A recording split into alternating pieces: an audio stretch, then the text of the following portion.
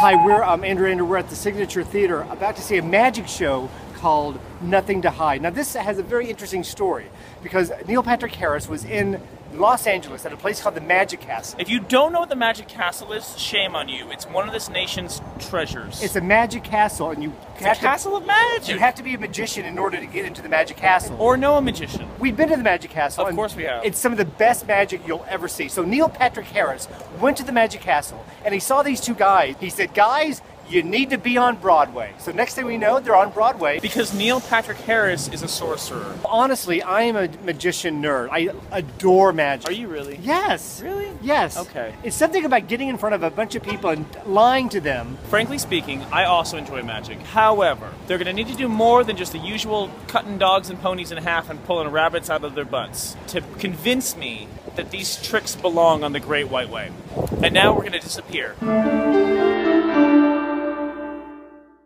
This is magic for the Judd Apatow generation. Oh, wow. They have a style that's very contemporary. More importantly, it's not just magic, it's showmanship, it's humor, and it's comic timing. I have a beef with magic, which is that magicians can essentially do whatever.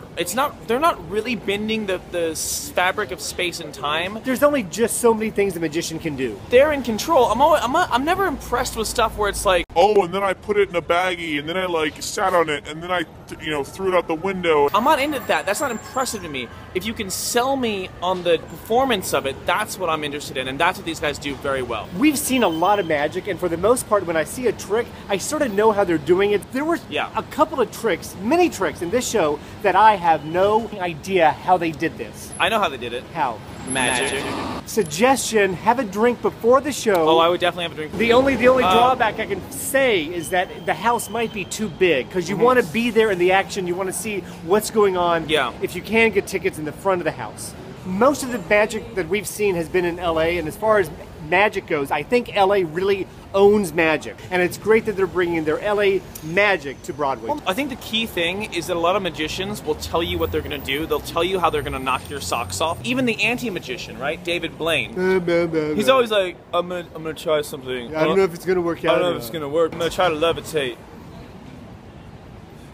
These guys, they open the show silent, completely quiet, and they start off by showing you, not by telling you. And I appreciate that, and that's what sets them apart and sets the tone for this fresh take on an old art. Green light here. Green light here. 2 green lights. Nothing to Hide at the Pershing Square Signature Center.